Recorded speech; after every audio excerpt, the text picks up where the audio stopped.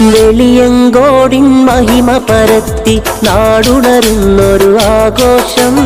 ഒത്തിരി ഒത്തിരി കാഴ്ചകളും അത് കാണാനെന്തൊരു ചേലാണ്.